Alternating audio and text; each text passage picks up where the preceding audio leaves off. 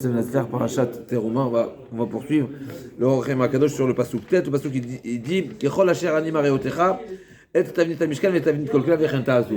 Si on traduit ce Pasuk, c'est quoi? Kechol Asher Ani, donc Ve'asu Mikdash. Hachem demande à ce qu'on construise un sanctuaire. De quelle manière? Kechol Asher Ani Mareotecha, comme je te montre. Et Tavnit Amishkan, donc on a dit le modèle, les plans du Mishkan. Ve'et Tavnit Kolkela et les plans des ustensiles. Ainsi vous ferez les générations à venir. Ça, d'accord, on l'a traduit, tout va bien. D'accord, donc il nous a dit, on a vu Rashi déjà, et on pourra constater que dans l'ordre chronologique du Passouk, on a quoi? Tavnit à Mishkan, le plan du Mishkan, et ensuite le plan des ustensiles. Qu'est-ce qui suit juste après? On y arrive avec ce, c'est normal. Mais qu'est-ce qui suit après le Passouk Yud? C'est quoi le Pasuk Yud? Vas-y, lisons le Pasuk Yud. Ve'asu Aaron aseshitim. Mais un problème ici. A priori, on peut se poser une question. Tu m'as dit Tavnit Mishkan, Tavnit Kolkela. Donc on a dit c'est quoi le Tavnit Mishkan? C'est les plans du Mishkan, donc du lieu, des cours, des montants, etc. Avec les yériotes, toutes les tentures, les socles, les montants, etc. Le nombre de montants, de colonnes. Et ensuite, mais on les voit pas ici. On a parlé de, c'est quoi le premier élément? Le Aaron. Ve'asu Aaron aseshitim. Amataim vachetzi orko. Ve'ama vachetzi orbo. Donc, d'accord. Et plus que ça, on connaît ce fameux midrash. Je dis déjà oralement la question qui va être le midrash que va rapporter le Orchem Akadosh, c'est que quand Moshe il a dit à Betzalel de réaliser le Mishkan, comment il lui a enseigné? Comme c'est marqué dans la Torah ici. Ve'asu Aaron. Et là, Betzalel lui a dit, peut-être que le bon Dieu t'a pas dit comme ça. Peut-être qu'il t'a enseigné d'abord le Mishkan avant les Kelim. Il a dit oui, tu as raison. Moshe, il n'a pas vu.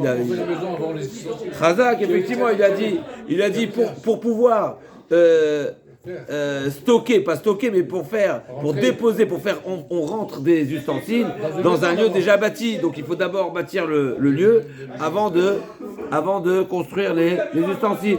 Et Moshe Rabbeinu, il était où dans l'histoire? Il a dit oui, tu as raison. Pourquoi il s'est trompé, Moshe Rabbeinu? Pas du tout. Loin de là. D'accord? Et c'est justement, ça rebondit un petit peu à ce qu'on vient de dire. C'est que Moshe Rabbeinu, il a une vision. D'accord? Et Hachem lui a dit de faire ça et de faire ça. Donc il lui a dit de faire les deux. Mais comme on a dit, donc, d'abord dans le premier passage, c'est marqué quoi? Il lui a dit de faire le Mishkan. Et t'as venu ta Mishkan. Mais non, est-ce que ça veut dire forcément que ça doit suivre cet ordre? Peut-être pas.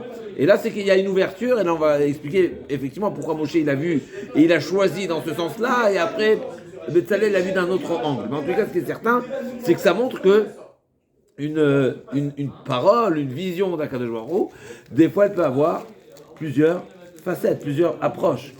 À nouveau, et c'est ça la force. Alors je dis, c'est exceptionnel parce que c'est également une explication qui répond à la grande question comment se fait-il que Moshe Rabbeinu il a frappé le rocher? D'après une des explications, l'erreur était d'avoir frappé. Mais si le bon Dieu le dit parle, Moshe Rabbeinu c'est impensable de dire que Hachem a dit parle et Moshe va frapper. Impensable. Si tu venais Chas v'Shalom à douter de ce que Moshe Rabbeinu a entendu et ce qu'il nous a retranscrit, ce serait de douter de toute la Torah. Et ça, c'est impossible. Ça fait partie des traits fondamentaux. On voit Moshe Rabbeinu alayhi shalom émet. La névoie de Moshe, elle est émet. C'est quoi émet? Vrai. Mais vrai, c'est vrai. C'est ou vrai ou faux. T'as pas entre les deux. T'es ou vrai ou faux. Donc il y a un problème. D'accord? C'est une grande question. C'est une question que tous les Mefarshim s'arrêtent dessus. Mais je dis, c'est d'une même catégorie de questions. Alors là-bas, c'était marqué que Moshe Rabbeinu a fait une erreur. Ok. Alors tu vas me dire, oui, mais c'est marqué qu'il a fait une erreur de toutes les façons. Ok. Mais tu veux pas. Ce serait difficile. Une grande partie des Mefarshim disent, c'est impensable de dire que Hachem a dit clairement parle et Moshe Rabbeinu il a frappé. Ça serait compliqué de dire ça parce que ça voudrait dire que Moshe Rabbeinu n'a pas mis en exécution ce qu'on lui a demandé de faire. Et donc, alors, dis-toi, pose la question pour tout le reste. Alors, c'est pas effectivement, on peut dire non. Effectivement, Moshe Rabbeinu une fois, il a fait erreur et la fois où il a fait erreur, le bon Dieu il a soulevé. D'accord? Oui, non, mais ça arrive, mais Moshe Rabbeinu, il n'est pas de notre niveau, C'est pour ça que certains Mefarshim me disent, oui, non, pas tout à fait. Isha Elohim, Moshe Rabbeinu, c'est particulier. Et à nouveau, on comprend pas ce que ça veut dire. Mais en tous les cas, admettons qu'il pourrait avoir une explication qui va dans ce sens-là, parce qu'après il y a oui des Mefarshim qui vont dans ce sens-là, et il faudrait répondre qu'effectivement, Moshe Rabbeinu, à cause de la colère, entre guillemets, parce que oui, les Bnei Israël lui sont tombés dessus, et il a dit Shimon Amorim, mais il était remonté malheureusement de cette attitude des Bnei Israël qui n'était pas, c'est pas le sujet, mais en tous les cas, je dis que ici également, on retrouve quelque chose qui va dans le même sens qu'en réalité, et c'est l'explication là-bas du Kliakar, non, que le bon Dieu lui l'a laissé choisir. Il a laissé choisir, ça veut dire qu'il lui a montré ou fait entendre il lui a fait entendre des directives qui ont double face. Et c'est à Moshe de choisir, d'accord? Surtout que, et on retrouve ça également, on retrouve que les Chachamim, alors c'est pas du même niveau exactement, mais très proche, je m'explique tout de suite, on voit qu'il y a certaines mitzvot où la Torah a donné aux Chachamim le choix de décider, de définir. C'est incroyable, à nouveau. Il y a deux choses. Il y a le fait que la Torah ait dit explicitement aux Chachamim, ou Shmartem et Mishmarti, c'est-à-dire que vous veillerez à ce que mes ordres soient protégés. Donc on est libre. Chachamim sont libres selon bien sûr leur grandeur et sur de faire des protections, des parts, des barrières. Selon ce qu'ils jugeront que la barrière est nécessaire, eh ben il a les besoins. Donc ça c'est quelque part, le bon Dieu a dit mets une barrière et c'est Chachamim qui est libre de mettre la barrière. C'est déjà un chidouche en soi, mais il y a plus de chidouche que ça. Concernant par exemple les melachot, c'est un des exemples. Il y en a d'autres. Un des exemples c'est les melachot de Chol HaMoed.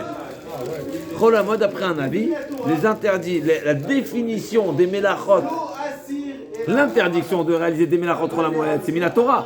Mais la Torah a laissé au Chachamim de définir quoi oui, quoi non. Incroyable.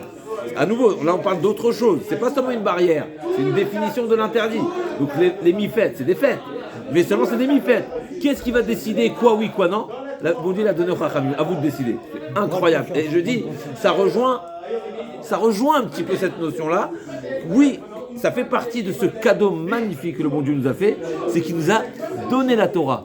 Et c'est ce qu'on retrouvera dans la Gemara, la fameuse Gemara de Mamsia, avec Rabbi Yoshua, n'est-ce pas, quand Rabbi Eliezer et Rabbi Yoshua, n'est-ce pas, il a voulu faire, n'est-ce pas, appel au miracle pour prouver que la halakha est comme lui. Rabbi Yoshua amené Madame Raglav et il a dit quoi? Loba Shamaimi, la Torah n'est plus au ciel. C'est-à-dire que ça y est, la Torah elle a été donnée au peuple d'Israël. Et donc c'est nous qui détenons maintenant la décision finale. Alors, reposons la question. Ça veut dire que Rabbi Eliezer s'est trompé? Non. Loin de là. Ça veut dire que ce qu'il dit, c'est juste. Donc comment comprendre? Donc c'est juste, mais quand même on ne fait pas comme lui. Ce que ça veut dire? Non. Il avait raison là-haut, mais pas ici. Alors Chazak, oui, on peut le dire ça comme ça, mais ça veut dire qu'en réalité, les deux peuvent être justes. Mais ensuite, il y a la décision finale qui est qu'est-ce qui sera appliqué par le peuple. C'est ce qu'on appelle la halakha, qui n'est pas forcément, ou pas du tout même, qui ne va pas révéler que c'est la seule voie qui est juste. Il y a plein de voies qui sont justes. Comme c'est marqué dans la fameuse, le fameux Ritva de Hérouin qui rapporte cet enseignement où Moshe Rabbeinu, quand Hachem lui a enseigné la Torah, il lui a enseigné 49 facettes qui allaient dans un sens et 49 facettes qui allaient dans le sens opposé. Incroyable, d'accord, mais ça ne veut pas dire que c'est la finalité. La finalité, il y a une finalité, il y a un naga, il y a une directive, une discipline. La discipline, c'est dans le pratique, c'est dans le concret, c'est dans l'actif, c'est dans l'action. Ok, mais ça veut dire que quoi? Ce qui n'est pas dans l'action, il n'est pas juste? Non. On te dit, cette action, elle est préférable parce que c'est celle qui est plus durable, c'est celle qui est plus belle, c'est celle qui est plus transmissible, c'est celle qui sera plus compréhensible, etc., etc. Il y a tellement de paramètres qui pourraient expliquer le pourquoi. C'est cette voie-là qui va être retenue et pas les autres, mais ça ne veut pas dire nullement que l'autre voie est pas vraie. Et là, c'est ce qu'on va retrouver un petit peu, cette idée autour de cette problématique. Oui, Moshe Rabbeinu, c'est où il a compris ou il n'a pas compris. Il était premier de la classe ou dernier de la classe, Moshe Rabbeinu, n'est-ce pas? Il faut comprendre. Et c'est ce qu'on va voir, en tout cas, à nouveau, la grandeur comme on a vu dans la Gemara. Il y a quelques pages dans Zvachim. Moshe Rabbeinu, quand on le... Avec son frère, effectivement, avec Aaron, et ben quand il est remis quelque part en place, même si c'est pas beau de le dire comme ça, mais bien sûr, Imaginez-vous, Betzalel, quel âge il a? Il n'est pas bar mitzvah. Il lui pose la question, il lui dit oui, tu as raison. Moshe Rabbeinu, il a 80 ans. Un enfant de Betzalel, il a 12 ans. 12 ans. Il lui dit peut-être pas comme ça que le bon Dieu t'a dit. Il dit tu as raison. Vous imaginez la grandeur de Moshe Rabbeinu. Ça, c'est la grandeur. Razak, c'est magnifique. C'est pas son frère. Encore avec son frère, vous allez me dire. Aaron à Cohen, il est Cohen. Il est son grand frère. Il est né avant lui, comme on dit, n'est-ce pas? C'est sûr que Moshe Rabbeinu c'est particulier, mais on peut dire qu'entre frères, au Hachem, c'est, même si c'est un grand niveau, mais c'est jouable. Mais là, avec Betzalel, Ben Uri Ben Ro, d'accord? Donc c'est son petit neveu. 13 ans, 12 ans, 13 ans. Re'e, Karati, Beshem, Betzalel. Re'e, Karati, Beshem, Betzalel. Regardez, j'ai appelé le nom de Betzalel, Ben Uri Ben Ro, Mathéouda, va Mathéoto, va Maléoto, Beroa. D'accord? D'accord, donc ça c'est voilà, toute cette introduction. Alors on a un long Orchem Akadosh, je ne sais pas si on pourra tout faire, mais voilà l'idée du Orchem Akadosh. Alors on y va. Donc la psikta qui ramène cet enseignement qu'on a dit oralement. Première question que Moshe Rabbeinu, qui a étonné Moshe Rabbeinu. Donc Hachem dit à Moshe Rabbeinu, construisez-moi une maison, un sanctuaire où je vais résider. Résider? Moshe Rabbeinu, il est étonné, plus qu'étonné. Nival, c'est qu'il a été pris de panique. Béhala, une Béhala, c'est pris de peur. D'accord? Béhala, Nival, c'est un étonnement, plus qu'un étonnement. D'accord? Béhala. Et donc il a dit, allô, Hachem, Hachem, lo yechal kiluhu. Donc il a dit à Moshe Rabbeinu, il a dit à Hachem, mais le monde entier ne peut pas te contenir, puisque c'est Hachem qui contient le monde et pas l'inverse. D'accord? Donc tu ne peux pas faire des limitations au bon Dieu. Et le bon Dieu dit, fais-moi. Esrim Krashim, il lui donne les dimensions, 20, 10, 20, d'accord? Betir la date, Mihamad. בסוד השם משה עבדו לדעת כל הדברים שעברו ביניהם והגם שכל הדברים דברי קבלהם כל זה יבצע להם בדבר הכתובים.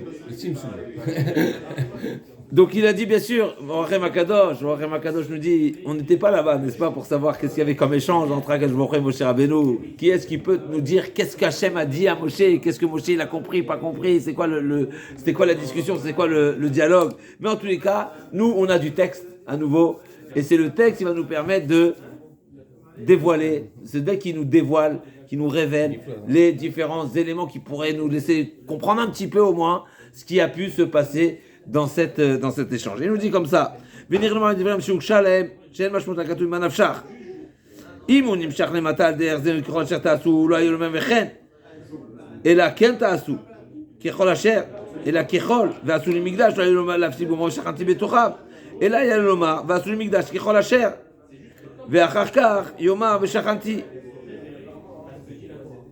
et donc ici il nous dit le Orchem Akadosh, a priori ce pasouk là, d'accord, il est étonnant. Pourquoi? Parce que comme nous avons dit, il y a deux psukim, Vasul Migdash Shachanti Betocham, Kichol Shani Maroteret et Tasu. Est-ce que, nous on a dit a priori quand on lit le pasouk, eh ben c'est quoi l'ordre premier? C'est quoi? Mishkan. Le Mishkan. Dans les deux psukim. Le premier c'est le Migdash. Comme on a dit, Migdash, c'est pas seulement aujourd'hui, c'est même après, etc. En dur, ok. Et après, dans le deuxième, qui rejoint est un Mishkan, à nouveau, qui est mentionné qu'est-ce qui est mentionné en premier? Migdash. Non, le Mishkan.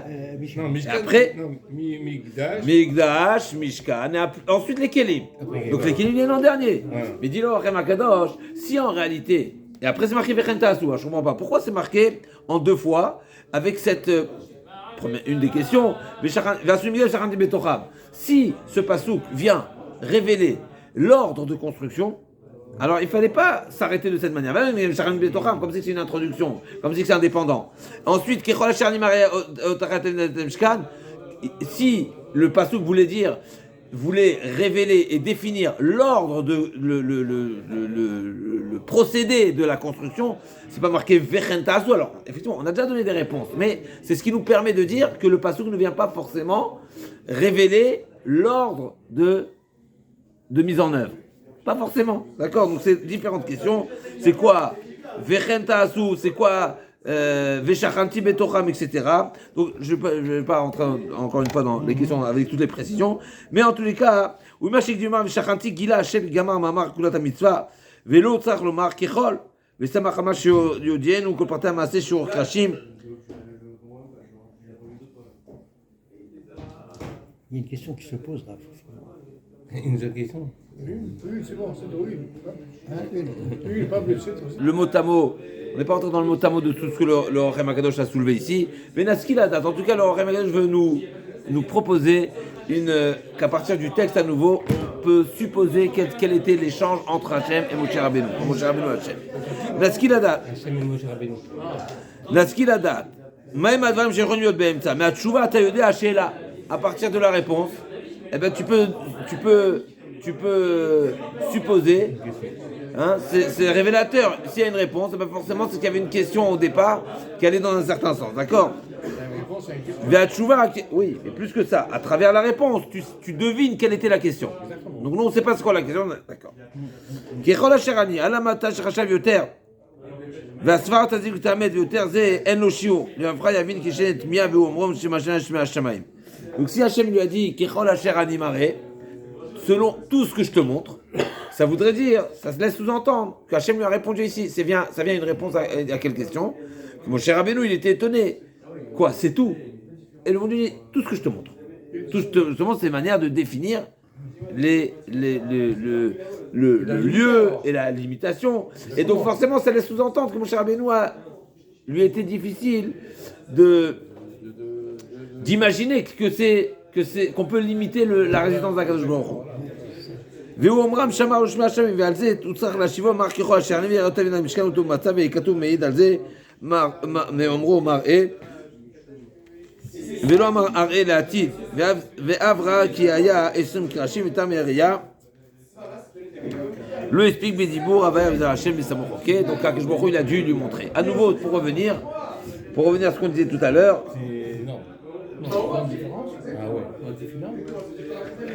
Toi tu as demandé, n'est-ce pas? Toi tu demandes, tu as demandé tout à l'heure, tu n'as pas demandé, tu as été dans une affirmation, c'est comme ça et que comme ça. A priori, alors c'est un petit peu compliqué parce que on sait bien que l'espace, là on parle de l'espace, n'est-ce pas? L'espace du Mishkan n'est pas du tout du même périmètre et du même volume que celui du Beth Amikdash. Bien loin. Oui, il est plus petit. Oui, donc forcément c'est qu'il y a un autre modèle. Oui. En tous les cas, pour l'espace. D'accord? Ok.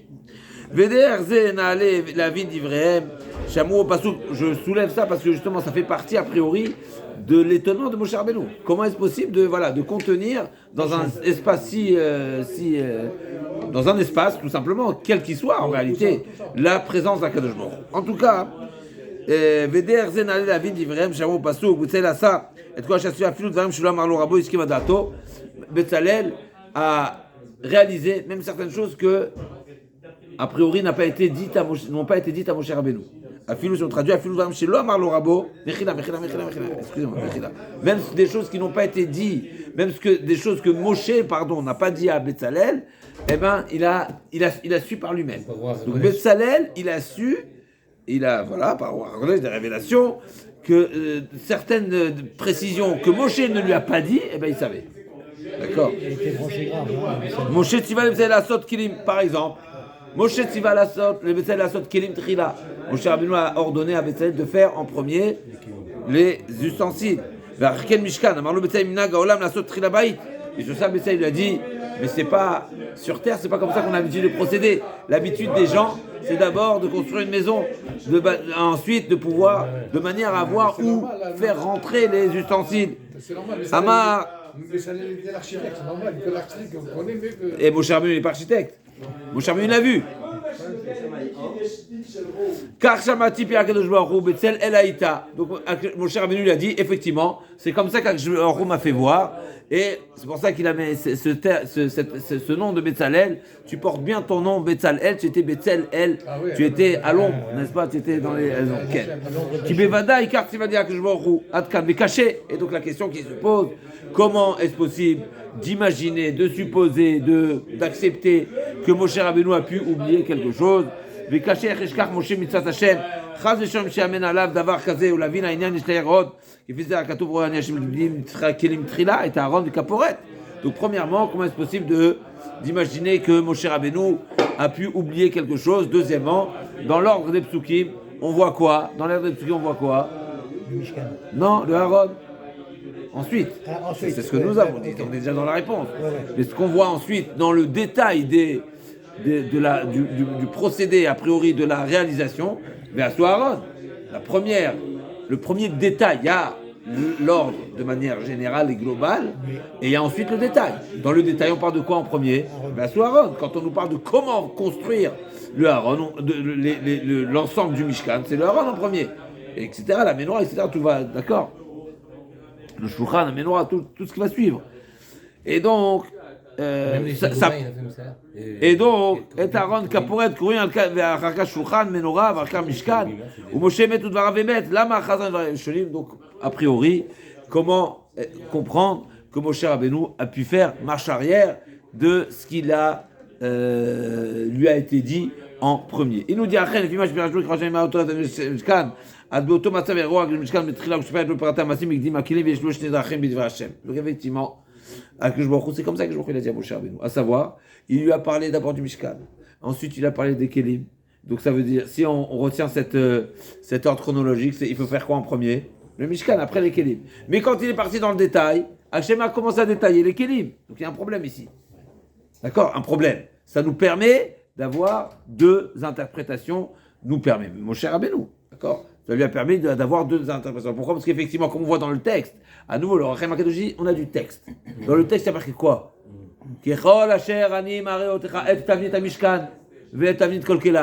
D'accord? Donc aussi, on est proche du texte. Tavnit à Mishkan. Il y a le plan du Mishkan. Et il y a le Tavnit à Kelim. Ok, mon cher, il dit très bien, ça veut dire le Mishkan en premier. Mais après, il ne comprend pas. Pourquoi c'est marqué? Donc ça veut dire que quand il vient me détailler maintenant les éléments, mais il me dit d'abord quand il vient me le détailler, il a changé l'ordre a priori. Il m'a détaillé en premier les Kelim. Donc au départ, il a commencé par je suis en train de je répète. Au départ, le bon Dieu, il a dit Kechol, Asher, Ani, Mar'e, Otecha. Comme tout ce que je te montre. Qu'est-ce que je te montre? Tavnit à Mishkan, mais Tavnit Kol Kelav. En premier, le plan du Mishkan. En deuxième, C'est Moshe qui a changé l'ordre en fait. Attends, deuxième plan, le plan des Kelim. Oui. Ça, c'est le premier pasouk. C'est quoi le pasouk suivant? Quand quand Hachem vient détailler la construction du Mishkan et des Kelim, par quoi Hachem commence à détailler? le Kélim. Les Kelim. Qu'est-ce qu'on a juste après? Le pasouk Yudalef, il dit quoi? Les Sipita. Mais non, t'es pas au début de la paracha. Premier Pérec. Premier Pérec. À ce moment-là, Donc il nous dit, donc il nous dit le Rachem Akadosh, justement ces deux psukim, cette suite de psukim, nous amène à avoir deux compréhensions possibles. שני דברים דברים להשם. האחד שיקדים המשכן, כמו בפסוק ראשון, שיקדים המשכן, מה שהקדים השם בסדר המעשים, את הכלים, לא להתחיל בהם, אלא שהתחיל מה שיגמר, שהוא תבין את הכלים. Et première lecture, c'est qu'en réalité, il faut commencer par quoi? Par le Mishkan. Ah, alors pourquoi ensuite le détail vient par les Kelim? Non, simplement c'est parce qu'on a poursuivi la Torah Hachem quand il a poursuivi l'enseignement Moshe Rabbeinu, il a développé le dernier élément. Voilà, Dernier élément cité, à savoir, t'as commencé par comme des fois dans la Mishnah, ça se fait ça aussi. Chazak ou Baruch, et comme pas plus loin que la semaine dernière, on a dit encore la halakha, qu'est-ce qu'on a fait comme Haftara? Haftar de Shkalim. Et on a dit si on avait Rosh Chodesh et Shkalim, si on avait la paracha de la semaine, plus l'Haftar de Rosh Chodesh, plus Shkalim dans la halakha, qu'est-ce qu'on fait comme Haftara? Shkalim. Pourquoi on fait l'Haftar de Shkalim? Parce que c'est avec ça qu'on a fini. D'accord? Il y a une logique comme ça dans la halakha, et c'est pour ça qu'on avait ramené également que si effectivement on a inversé et on a fait la lecture de Shkalim avant Rosh Chodesh, eh ben on fera Rosh Chodesh. Ouais, on fera Rosh Chodesh. Donc il y a cette logique, la Haftara, elle va sur la fin. En tous les cas, sur la fin. Chazak. Donc c'est une équation toujours comme ça, dans tout, partout. c'est ce qui nous laisse penser, première interprétation que Moshe Rabbeinu a pu faire, c'est que aurait pu faire, qui n'a pas fait lui forcément, c'est que Hachem lui a dit de faire le Mishkan, ensuite Hachem lui dit de faire les Kélim, ensuite on a le détail des Kélim. Ah, pourquoi tu as commencé par le détail des Kélim? Ça ne veut pas dire forcément qu'il faut commencer par cet ordre-là, mais c'est tout simplement, ça suit l'ordre, parce que c'est ce qui a précédé juste avant, mais en réalité non. La première étape c'est quoi? C'est le Mishkan. Donc ça, c'est la première lecture. L'Hacheni, par contre, il y a une deuxième lecture. C'est quoi? Chez Kavanat Hashem, il a Agdim Akilim qui sidère Shem Hashem. Mais en réalité, non. On commence d'abord par les ustensiles. Prater Maaseh, Vetam Shekdim Hashem, Pasuk Rishon, Omar, Tam Mishkan, Kodem Akilim.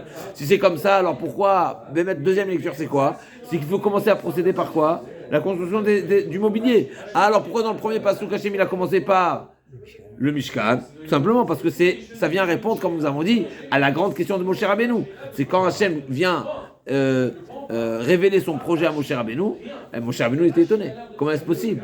Comment est-ce pensable que Hachem sera contenu dans un... Il était nival. Et donc, il était étonné. Ou le tzad she'atmiya she'ayta Moshe Shemi Hashem que Moshe katav lemala, lo hayta à la Mishkan, la zeba tshuva, la zeba tshuva, beorata Mishkan katonu. Effectivement, je me dis non, t'inquiète pas, fais-moi un petit Mishkan, tout ira bien, je résiderai là-bas également. La zeba tshuva ken, ou ba'agav odi akatuv ki gam Mishkan tamid kelim shayu bo, voulait gam ken omar. כי אין צורך שהוא גדולים בהפלגה, וכשבא לסדר את הפרטים גדולים בכלים, משה עליו, השם מתחיל להכריע פירוש השם, כדבר השם כדרך שני, וכשדן לפני בצלאל, יכריע בסברה כדרך ראשון. ולזה. Shabbat, tu dis à tes enfants ça, tu fais un kiff. ולזה תמצא שאמר, המדרש אמר, משה, ודאי כך אמר אני רק, שברוך הוא צריך לדעת למה אמר ודאי. Il rebondit sur ça, le Orchem Akadosh, le Midrash qui dit que quand Bethel lui a dit, peut-être le bon Dieu t'a dit d'abord la maison avant, d'abord les cloisons avant les ustensiles. Moshe lui a dit oui, bien sûr, c'est comme ça qu'il m'a dit. C'est quoi ce bien sûr? Pourquoi t'as besoin de dire bien sûr? Dis oui. C'est quoi Vadaï? Et là, les Tzachayou, les Fanav, Shne Drachim Aniskarim. ומתחילה בר אחד מהם, אתה חזר בו ואמר בוודאי כי האמת הוא כדברי בצלאל. והנה לצד שלו אמר לו הקדוש בפירוש את מי יקדים לא יאמר לזה חזרה שחר דבר השם. Maintenant, pour répondre à notre question, la question initiale qui était comment est-ce possible de dire que Moshe Rabbeinu, n'est-ce pas, a manqué un enseignement, tout simplement, alors que c'est impensable de dire que Moshe Rabbeinu il a oublié, même si à nouveau, on a dit dans la Gemara, concernant l'inauguration du Mishkan, où il y avait le Korban, la Gemara dit qu'il a dit oui, la Mati Veshacharti. Ok, Antonio Akadosh dit ici que c'est impensable de dire que Moshe Rabbeinu il a oublié, mais tout simplement, il y avait deux voies possibles à respecter, à mettre en application.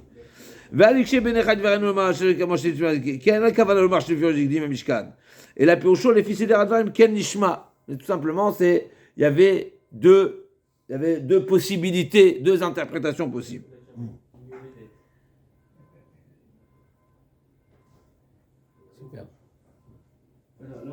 C'est quoi les deux interprétations? On peut répéter ou pas?